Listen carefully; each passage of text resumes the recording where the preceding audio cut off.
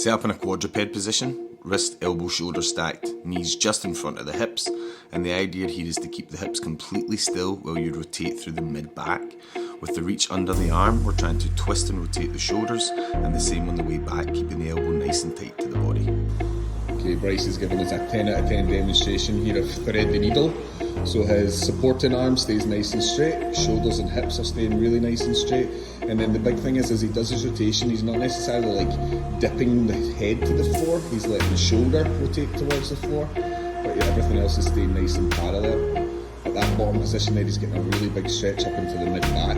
And then as he rotates around the corner, we're getting the obliques and the abs firing a little bit as well. Excellent, Bryce. You might just become my new coaching guy.